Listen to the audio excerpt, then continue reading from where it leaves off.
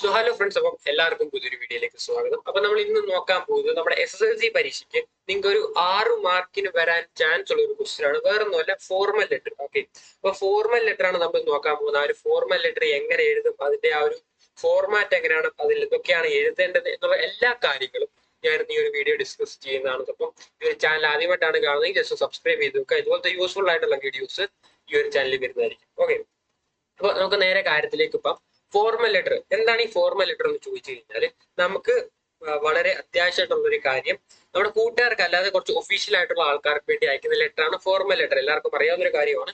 Formal letter നമുക്കിപ്പോ എന്താ, നമ്മുടെ സ്കൂളിൽ ഒരു പ്രശ്നം ഉണ്ടായി, അത് നമുക്ക് പ്രിൻസിപ്പലിന് അയക്കുകയാണെങ്കിൽ ഈ ഒരു ഫോർമൽ ലെറ്റർ ആണ് ഉപയോഗിക്കേണ്ടത്. അതുപോലെ തന്നെ നമുക്കിപ്പം മന്ത്രിമാർക്കൊക്കെ എന്തെങ്കിലും ഒരു നിവേദനം കൊടുക്കുകയാണെങ്കിൽ ഇതുപോലത്തെയുള്ള ലെറ്റർ ആണ് ഉപയോഗിക്കേണ്ടത്. അങ്ങനെ എഴുതുന്നതാണ് ഫോർമൽ ലെറ്റർ.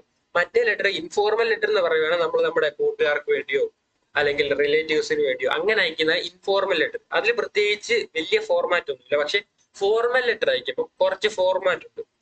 ആ ഒരു ഫോർമാറ്റ് എന്താണെന്നാണ് ഞാൻ ഇന്ന് ഈ വീഡിയോയിലോട്ട് പറയാൻ പോകുന്നത്. അതുപോലെ തന്നെ ഈ ഒരു ലെറ്റർ എഴുതുമ്പോൾ എന്തൊക്കെ കാര്യങ്ങൾ ഉൾപ്പെടുത്തണം, ആ ഒരു ബോഡി എഴുതുമല്ലോ, ആ ഒരു ബോഡിയെ എന്തൊക്കെ ഉൾപ്പെടുത്തണമെന്നും ഞാൻ ഈ ഒരു വീഡിയോ ഡിസ്കസ് ചെയ്യുന്നതായിരിക്കും. അപ്പൊ ഈ ഒരു വീഡിയോ ഫുൾ ആയിട്ട് കാണുക. ഓക്കെ, അപ്പം ഈ കാണുന്നതാണ് നിങ്ങൾക്ക് എഴുതേണ്ട ആ ഒരു ഫോർമാറ്റ് എന്ന് പറയുന്നത്. ഓക്കെ ഓക്കെ, എല്ലാം വിശദമായിട്ട് പറഞ്ഞുതരാം. ഫസ്റ്റ് നിങ്ങൾ എഴുതേണ്ടത് ഫ്രം അഡ്രസ് ആണ്. ഫ്രം അഡ്രസ് എന്ന് പറഞ്ഞാൽ നിങ്ങളുടെ അഡ്രസ്. ഓക്കെ, നിങ്ങളുടെ അഡ്രസ് എന്താണെന്നാണ് ഫസ്റ്റ് എഴുതേണ്ടത്. ആ ഒരു അഡ്രസ് എഴുതുമ്പോൾ സെന്റേഴ്സ് അഡ്രസ് എന്നാണ് പറഞ്ഞത്, അത് നിങ്ങളുടെ അഡ്രസ്. ഈ ഒരു അഡ്രസ് എഴുതുമ്പോൾ ശ്രദ്ധിക്കേണ്ട കാര്യം എന്താന്ന് പറയാം, നിങ്ങളുടെ പേര് അവിടെ എഴുതാൻ പാടില്ല. നിങ്ങളുടെ പേര് അവിടെ എഴുതാൻ പാടില്ല. ഓക്കെ, സംഭവം മനസ്സിലായി. നിങ്ങളുടെ പേര് അവിടെ എഴുതാൻ പാടില്ല. ഓക്കെ, ഫ്രം അഡ്രസ് നിങ്ങളുടെ പേര് ഒരിക്കലും എഴുതരുത്. പിന്നെയുള്ളത് ഡേറ്റ്, ആ ഒരു ലെറ്റർ എഴുതുന്ന ദിവസത്തെ ഡേറ്റ് ആണ് പിന്നെ എഴുതുന്നത്. അതിനുശേഷം ടു അഡ്രസ്. ടു അഡ്രസ് എന്താണെന്ന് വെച്ചാൽ നിങ്ങൾ ആർക്കാണോ കൊടുക്കുന്നത്, ആ ഒരു റിസീവർ ആരാണോ അയാളുടെ അഡ്രസ് ആണ് കൊടുക്കുന്നത്. നിങ്ങളിപ്പം സ്കൂളിലെ പ്രിൻസിപ്പളിനാണെങ്കിൽ പ്രിൻസിപ്പളിന്റെ അഡ്രസ്, അതുപോലെ തന്നെ ഏതെങ്കിലും മന്ത്രിക്കാണെങ്കിൽ ആ ഒരു മന്ത്രിയുടെ അഡ്രസ്, അങ്ങനെ ആയിരിക്കണം കൊടുക്കേണ്ടത്. ഓക്കെ, അതാണ് ടു അഡ്രസ്, റിസീവേഴ്സ് അഡ്രസ് എന്ന് പറയുന്നത്. പിന്നെ സല്യൂട്ടേഷൻ ആണ്. സല്യൂട്ടേഷൻ എന്ന് പറഞ്ഞാൽ ഒരു മെയിൽ ആണെങ്കിൽ സാർ, അല്ലെങ്കിൽ ഫീമെയിൽ ആണെങ്കിൽ മാം, അങ്ങനെ കൊടുക്കുന്നതാണ് സല്യൂട്ടേഷൻ എന്ന് പറയുന്നത്. പിന്നെ ഉള്ളത് സബ്ജക്ട് ലൈൻ ആണ്. സബ്ജക്ട് ലൈൻ എന്താണെന്ന് വെച്ചാൽ ഈ ഒരു ലെറ്റർ എന്തിനെ പറ്റിയാണ് എഴുതുന്നത്, ആ ഒരു സബ്ജക്റ്റ് ആണല്ലോ. നിങ്ങൾക്ക് നിങ്ങളുടെ ക്വസ്റ്റ്യനിൽ കാണും, ആ ഒരു സബ്ജക്റ്റ് ആണ് നിങ്ങൾ പിന്നെ എഴുതുന്നത്. അതാണ് സബ്ജക്ട് ലൈൻ എന്ന് പറയുന്നത്. ഓക്കെ, പിന്നെ ഉള്ളതാണ് വളരെ ഇമ്പോർട്ടന്റ് ആയിട്ടുള്ള കാര്യം, ബോഡി ഓഫ് ലെറ്റർ. എന്താണ് ബോഡി ഓഫ് ലെറ്റർ? ഈ ഒരു സംഭവത്തെ പറ്റിയാണ് ഞാൻ പറഞ്ഞത്. ഇത് എങ്ങനെ എഴുതണമെന്ന് പലർക്കും അറിയത്തില്ല. അപ്പം അതാണ് ഞാൻ ഇന്ന് പറഞ്ഞുതരും, ബോഡി ഓഫ് ലെറ്റർ. പിന്നെ ഞാൻ പറയാൻ വിട്ടു ഒരു കാര്യമുണ്ട്, ഈ ഒരു സല്യൂട്ടേഷനും അതുപോലെ സബ്ജക്ട് ലൈനും ഉണ്ടല്ലോ, ഇത് അങ്ങോട്ടും ഇങ്ങോട്ടും മാറിപ്പോയാലും വലിയ പ്രശ്നമുണ്ടല്ല. അതായത് ടു അഡ്രസ് എഴുതി കഴിഞ്ഞാൽ സബ്ജക്ട് ലൈൻ എഴുതി സല്യൂട്ടേഷൻ എഴുതിയാലും, അതുപോലെ ടു അഡ്രസ് എഴുതി സല്യൂട്ടേഷൻ എഴുതിയിട്ട് സബ്ജക്ട് ലൈൻ എഴുതിയാൽ, രണ്ടും എഴുതിയാലും ഏകദേശം സെയിം ആണ്, വലിയ മാറ്റമൊന്നും വരാൻ പോകുന്നില്ല. ഓക്കെ, അപ്പൊ ഞാൻ പറഞ്ഞു വന്ന body of letter. Body of letter എങ്ങനെ എഴുതണമെന്ന് പലർക്കും അറിയത്തില്ല, അതാണ് ഞാൻ ഇന്ന് ഈ വീഡിയോയിലൂടെ പറഞ്ഞത്. ഓക്കെ, അപ്പൊ ബോഡി ഓഫ് ലെറ്റർ നിങ്ങൾ എഴുതുക. അതിനുശേഷം നിങ്ങൾ എഴുതേണ്ട ക്ലോഷർ.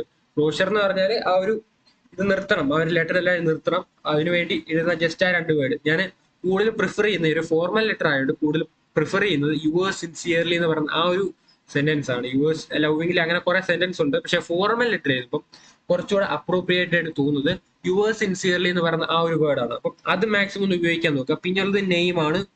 അതുപോലെ ലാസ്റ്റ് സിഗ്നേച്ചർ. നെയിം ഇവിടെ എഴുതണം നിർബന്ധമാണ്, കാരണം നമ്മൾ ഫ്രം അഡ്രസ്സിൽ നെയിം എഴുതിയിട്ടില്ല. അതുകൊണ്ട് താഴെ വരുമ്പോൾ നിങ്ങൾ നെയിം എഴുതുക, പിന്നെ സിഗ്നേച്ചർ കൊടുക്കുക.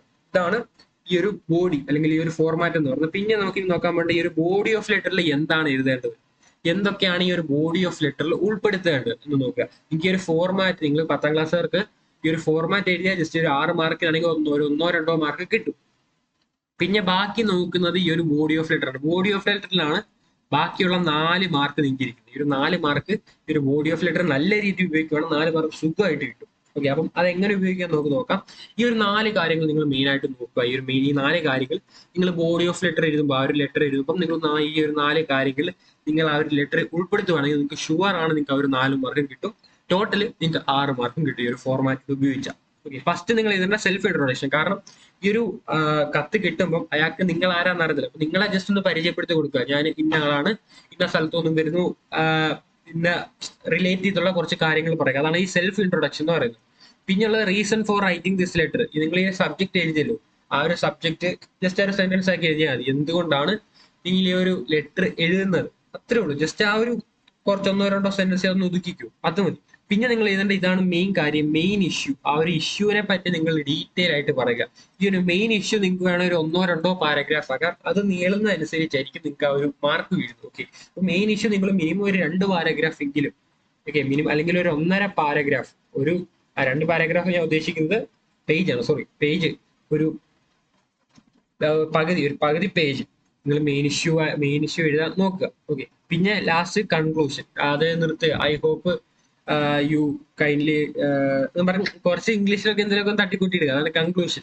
ഓക്കെ, നിങ്ങൾ ഈ ഒരു അപേക്ഷ ക്ഷണിക്കും അങ്ങനെയൊക്കെ കുറച്ച് സാധനമൊക്കെ ഇംഗ്ലീഷിൽ എടുത്തിടുക, അത്രേ ഉള്ളൂ. ഓക്കെ, അത്രേ ഉള്ളൂ ഈ ഒരു ബോഡി ഓഫ് ലെറ്റർ എന്ന് പറഞ്ഞാൽ. ഇത്രയും കാര്യങ്ങൾ നിങ്ങൾ നോക്കുവാണെങ്കിൽ ഈ ഒരു ഫോർമൽ ലെറ്റർ വളരെ കിടിലായിട്ട് നിങ്ങൾക്ക് എഴുതാൻ പറ്റും. SSLC-യിലെ 6 മാർക്കിന് വരാൻ ചാൻസ് ഉള്ള ഒരു ചോദ്യം കൂടാണ് ഈ ഒരു ഫോർമൽ ലെറ്റർ എന്ന് പറയുന്നത്. അപ്പൊ നിങ്ങൾക്ക് 6 മാർക്ക് സുഖമായിട്ട് കിട്ടും. ഓക്കെ, ഈ ഒരു ഫോർമൽ ലെറ്റർ വന്നാൽ ആരും സ്കിപ്പ് ചെയ്യല്, വളരെ ഈസി ആയിട്ട് 6 മാർക്ക് സ്കോർ ചെയ്യാൻ പറ്റുന്ന ഒരു ടോപ്പിക്കാണ്, ഒരു ഭാഗമാണ്. ഓക്കെ, അപ്പൊ ഈ ഒരു വീഡിയോ ഇഷ്ടപ്പെട്ടാൽ ലൈക്ക് ചെയ്യുക. ഇതുപോലെ യൂസ്ഫുൾ ആയിട്ടുള്ള വീഡിയോസിനായിട്ട് ചാനൽ സബ്സ്ക്രൈബ് ചെയ്ത് വെക്കുക. അപ്പൊ നമ്മൾ വീണ്ടും കാണുന്നതായിരിക്കും. ബൈ.